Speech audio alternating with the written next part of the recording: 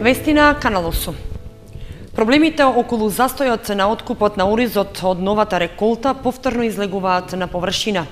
При посетата на заменик министерот за земјоделство во Блешево, земјоделците се пожалија дека договорот постигнат пред 2 недели во ресорното министерство во Скопје не се почитува. Нема откуп на оризот од овогодишното производство. Се што ќе ожнеат земјоделците го носат во домашните амбари, иако очекувале дека ќе можат да го продадат и да обезбедат пари за плаќање на заостанатите долгови за набавката на репроматеријали. На средбата со заменик министерот за земјоделство во Блешево, тие се пожалија дека иако се обиделе да продадат дел од ожнеаните количини, откупните предпријатија одбивале да им ја земат арпата, користејќи различни оправдувања. Никој не го зимат, едно не го плаќа. Не што го бранша. А и турски има проблем. Има италијански, униче, не знам што како што ги увезува они. И тај не го зимат. Опалет особено кога кажеш, само опалет не. И тогаш зашо го увезете? Не може да произведуваме ние да купуваме нешто што пазарот некаде го прифане, а ние што да правиме? Заменик министерот за земјоделство Ванчо Костадиновски рече дека на состанокот што пред 2 недели се одржал во министерството во Скопје бил постигнат начелен договор меѓу представниците на оризопроизводителите и на откупните предпријатија околу количините и минималната цена што ќе им биде исплатена на земјоделците. Тврдењата што беа изнесени во Блешево, според него, биле нов момент за кој претходно воопшто не било разговарано. Ние не сме информирани, бидејќи ние сме организатори на состанокот, за да седнеме на маса да се останеме, дека сега има нов момент. Еве јас доаѓам тука и сега што ми кажуват за нов момент. Договорот 50, 53, 50 не се почитува. И плюс договорот беше дека вие кога ќе заврши на крајот делот откупот и кога ќе остане вишокот на количина што е повеќе од потребните кои треба да се задоволат, дека ние како министерство ќе се заложиме да помогнеме на наминувањето на проблемите со вишокот, односно да разгледаме можности за обезбедување на дополнителни средства за земјоделците заради тоа што вие тој не можете да го платите по таа цена. Тоа беше договорено. И сега одеднашка има некоја друга ситуација. Според представникот на откупните фирми, досега се почитувала заеднички договорената цена, под која нема да се откупува белиот ориз. Значи ние каравме нашиот став на преводувачите дека во моментот ние прифатаме 50 цена, а 50 денара цената. Во почетокот, пошто немаше нов ориз свеж, ја идев со 55 денара за да искочам на пазарот прв. Инаку, значи, господине министре, ние се договоривме во земјоделие со вас и со министерот во присуство на примерните производители да биде ланс, да остане истата цена со која заврши годината.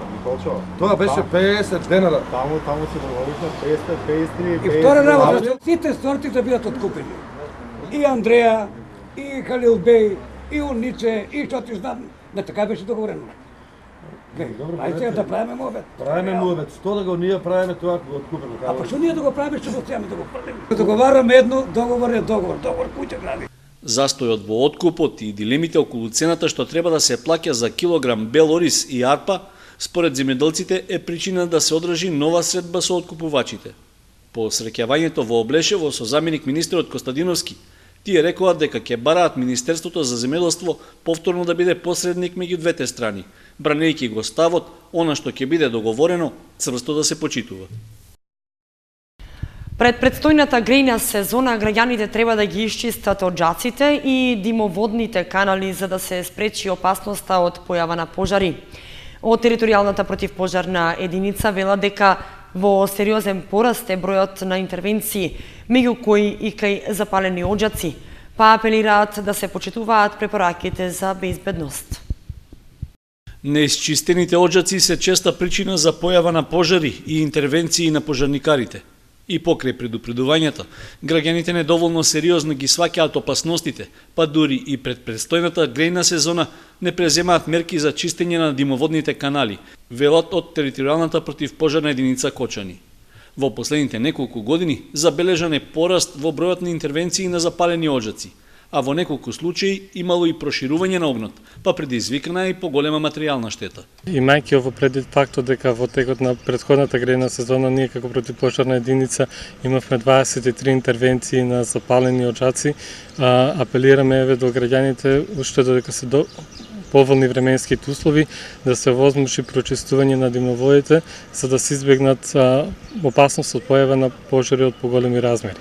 Според Арсов, во пораст е и вкупниот број на интервенции на противпожарната единица, што во споредба со изминатите години е сериозен показател за несовесното и неодговорно однесување на дел од граѓаните, кои се најчести причинители на пожарите. Територијалната противпожарна единица во изминатиот период имаше 195 интервенции почнувајќи од нова година наваму, што е значително зголемен број во однос на интервенциите што ги имавме како противпожарна единица од претходните неколку години. Значи се работи за опожарување, за пожар на отворен простор на 123 интервенции, пожар на објекти на 38 и технички интервенции 34. При тоа пожарна површина од некаде 275 хектари. Најголемиот дел од оваа пожарна површина се наоѓа на територијата на општина Чешиново Облешево, каде како противпожарна единица имавме 29 интервенции, а на територија на општина Зрновци досега имавме 11 интервенции.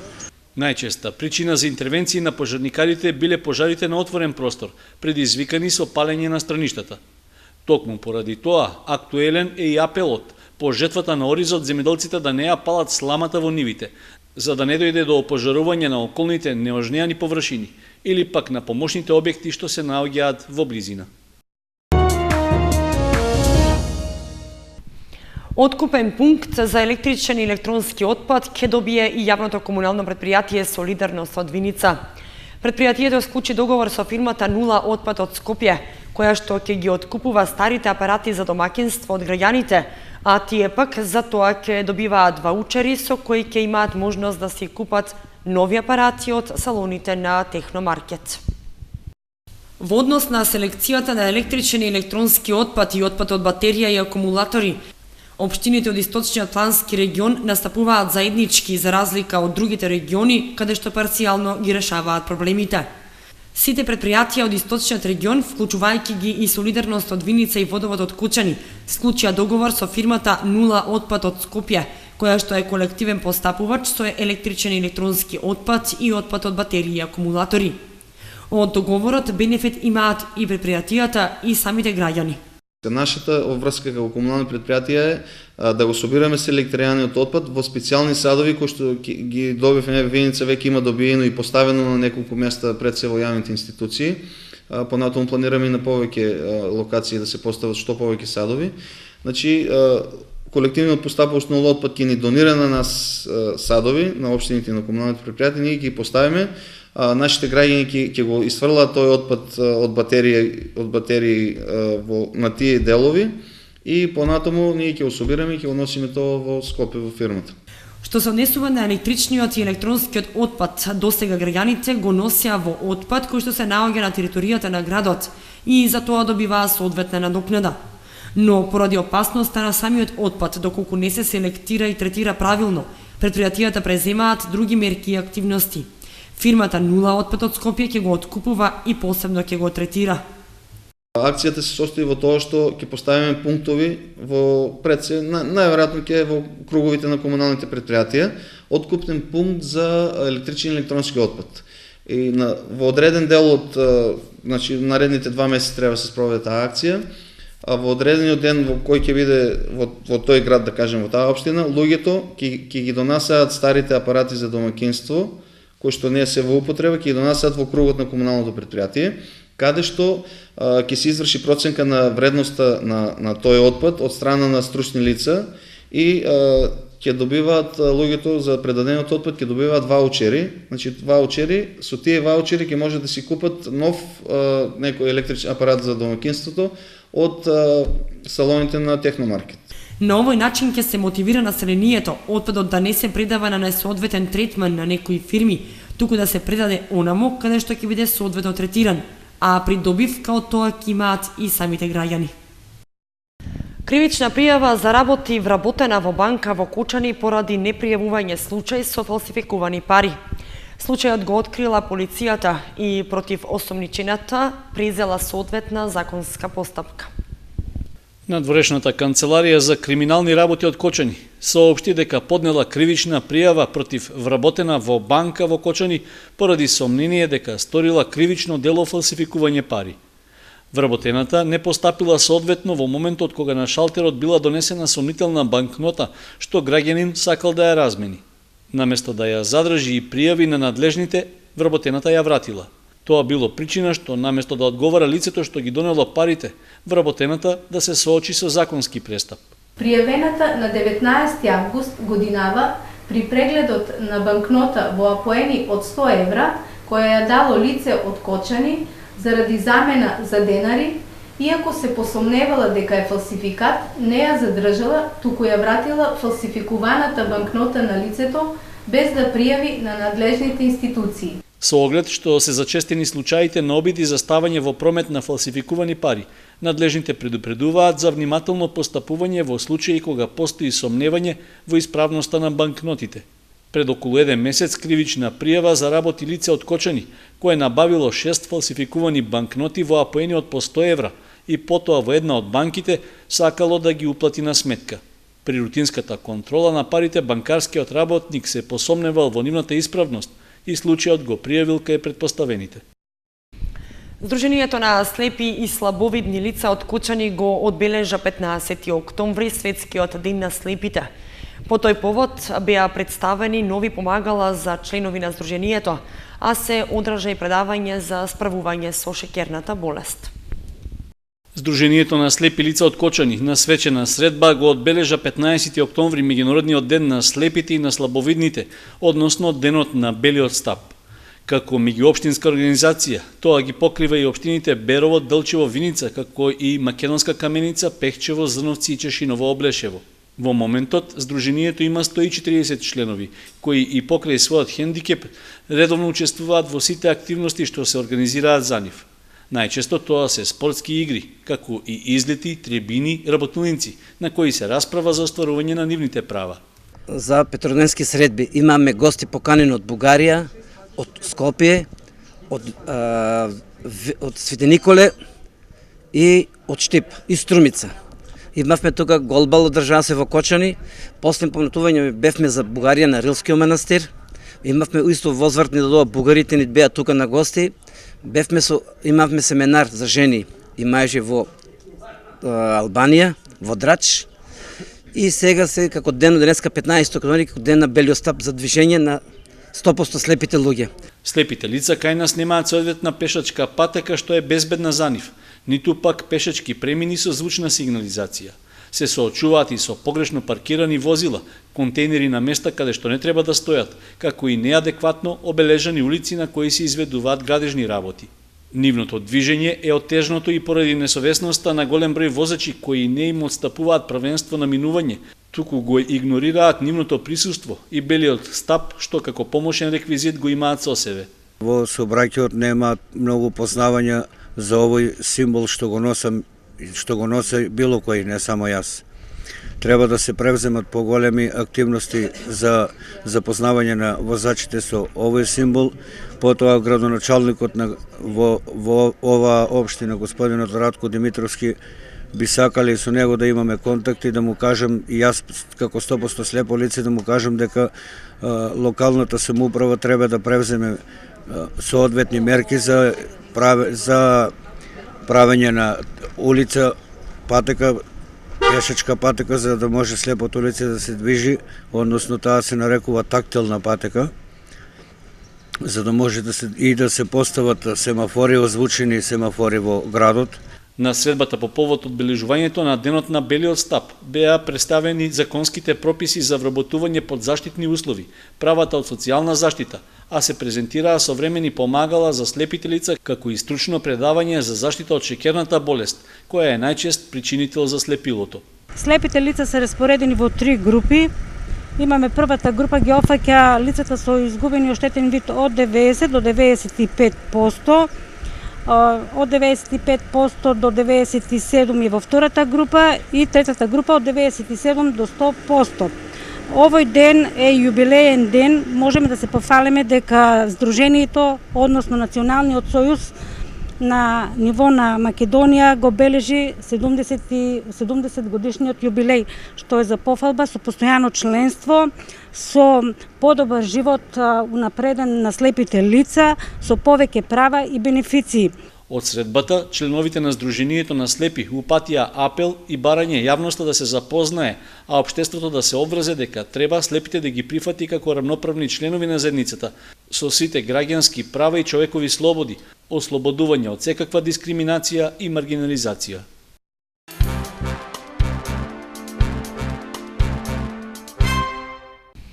Голем број представи и доста хумор ќе донесе 7-миот поред фестивал Инвиница Веритас, што започнува в понеделник на 19 октомври. Најавени деталите за одржување на фестивалот. Пресконференција в пресред стартот на новото 7-мо издание на меѓународниот фестивал на хумор и сатира Инвиница Веритас одржаа организаторите, општина Виница и Домот на културата Тошо Арсов. Голем интерес за учество на фестивалот имаше и годинава.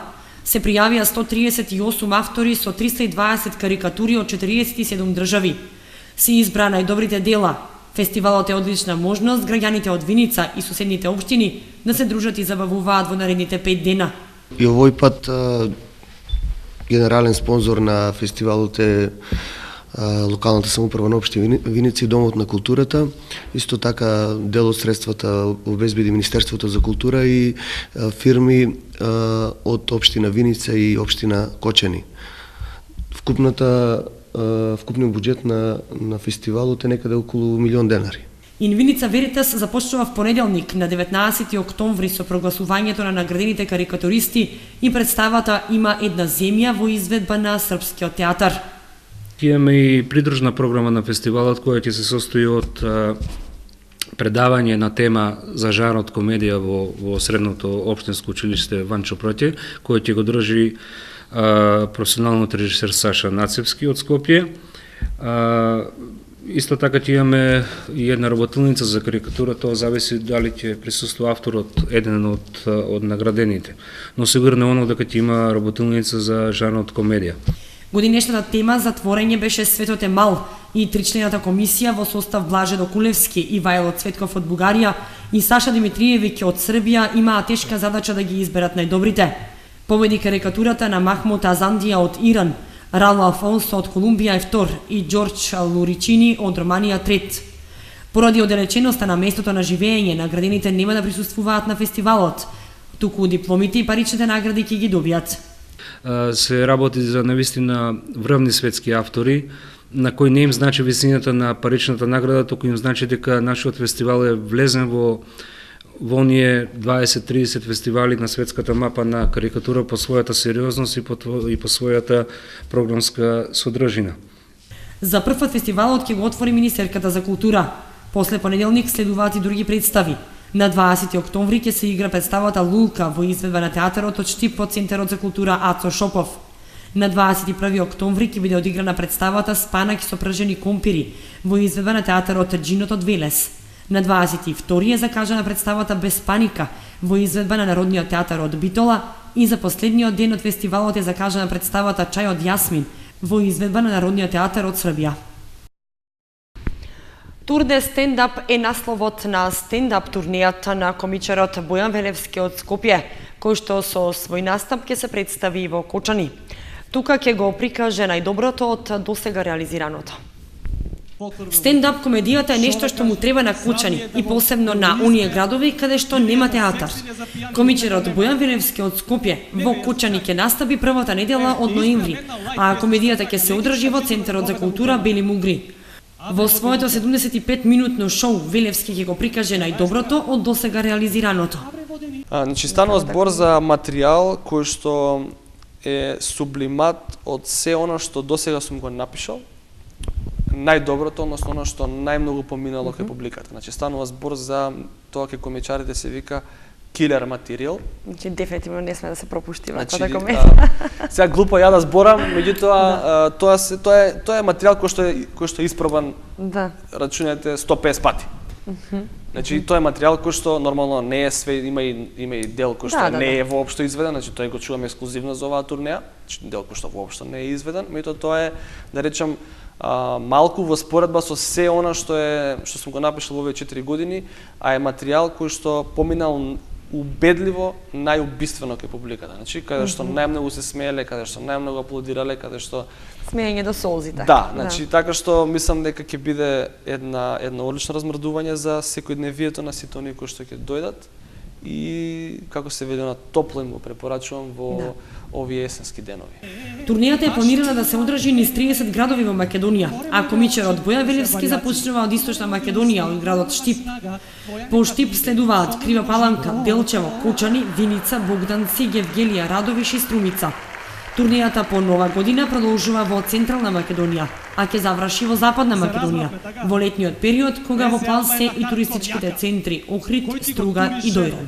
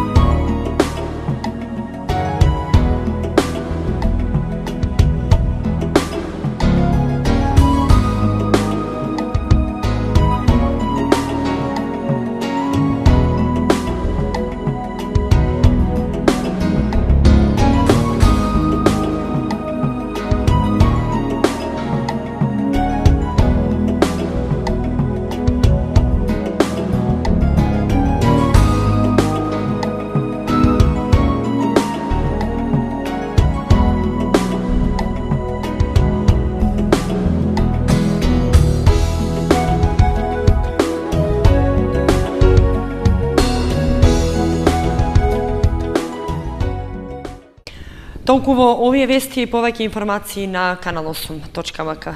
Довидување.